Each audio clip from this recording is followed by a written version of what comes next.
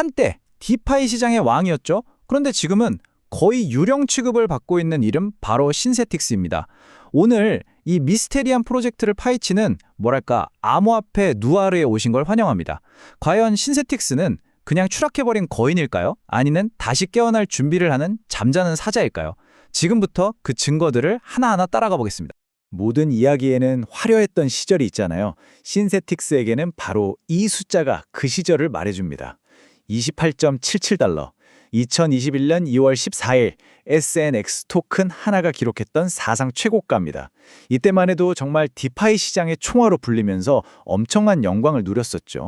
하지만 그 영광이 정말 신기루처럼 사라져버렸습니다.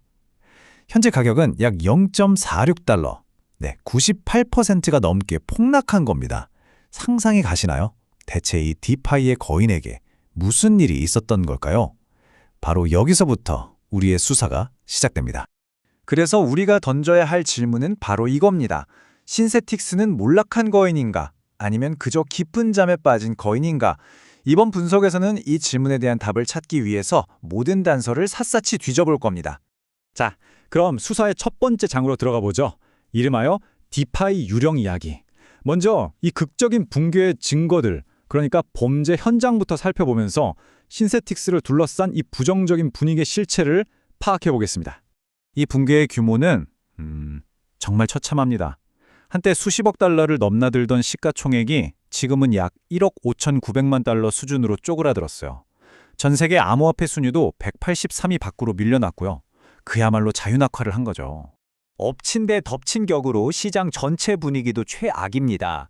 이 공포 탐욕 지수를 보면 29, 극심한 공포 상태거든요. 이런 시장 분위기는 당연히 신세틱스 같은 자산에는 더 큰 압박으로 작용할 수밖에 없겠죠. 그리고 여기에 결정적인 한 방이 있습니다. 바로 한국 규제당국의 경고죠. 2025년 4월 한국의 거래소 연합체인 DAX가 SNX를 유의 종목으로 지정해버렸어요. 이 조치 하나로 주요 거래소에서 입금이 막히는 등 아주 심각한 타격을 입었습니다. 자, 이제 수사의 방향을 좀 바꿔보겠습니다. 용의자의 신원과 과거를 한번 파헤쳐보죠. 사실 신세틱스는 디파이 시장의 원조, 그러니까 개척자 중 하나로 불리는 아주 중요한 프로젝트입니다. 그 정체를 아는 게 중요해요. 그럼 신세틱스가 정확히 뭘 하는 곳이냐? 바로 합성 자산이라는 아주 혁신적인 아이디어를 구현한 곳입니다. 좀 어렵죠? 쉽게 말해서 우리가 블록체인 위에서 실제 금이나 테슬라 주식을 갖고 있지 않아도 그것들의 가격을 그대로 따라가는 토큰, 즉 신스를 만들어서 거래하게 해주는 거예요. 전통 금융과 디파이에 있는 굉장히 중요한 다리인 셈이죠. 신세틱스가 걸어온 길을 보면 진짜 롤러코스터가 따로 없습니다. 2017년에 헤븐이라는 이름으로 시작해서 2021년에 정점을 찍고 그 후로 아주 긴 침체기를 겪었죠. 하지만 최근에 V3라는 대대적인 업그레이드를 하고 다시 이더리움이라는 가장 큰 무대로 복귀하면서 재기를 노리고 있습니다. 바로 이 지점에서 이야기가 아주 흥미로워집니다. 예상치 못한 반전이 있거든요. 이름하여 메인넷 플롯 트위스트. 빠르고 저렴한 레이어 2를 버리고 더 비싸지만 더 안전한 이더리움 메인넷으로 돌아가기로 한 이 논쟁적인 결정과 그 결과를 한번 살펴보겠습니다. 이 결정은 명백한 트레이드 오프였어요. 과거 레이어 2에서는 속도와 저렴한 수수료라는 장점이 있었죠. 하지만 이제 이더리움 메인넷으로 돌아오면서 최고의 보안과 풍부한 유동성을 확보하고 더 큰 손들, 그러니까 기관 투자자들의 마음을 사로잡겠다는 전략적인 승부수를 띄운 겁니다.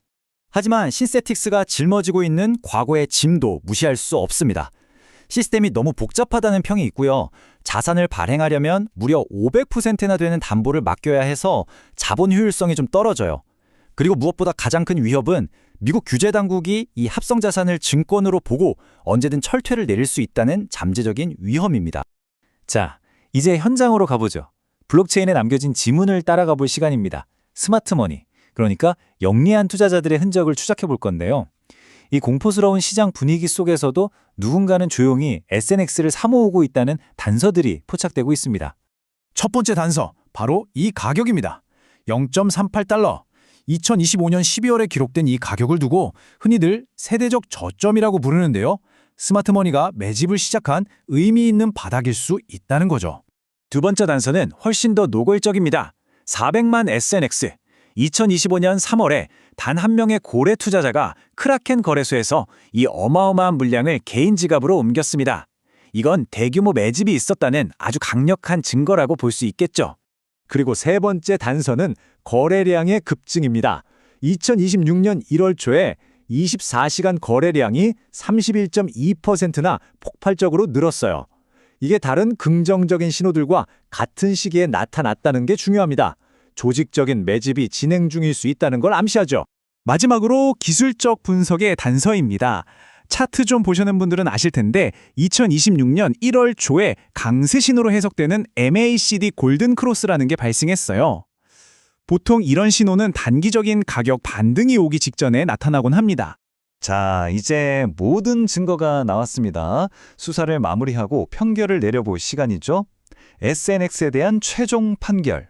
지금까지 나온 이 상반된 증거들을 저울질해보고 신세틱스가 앞으로 어떤 미래를 맞이할 수 있을지 시나리오를 한번 그려보겠습니다.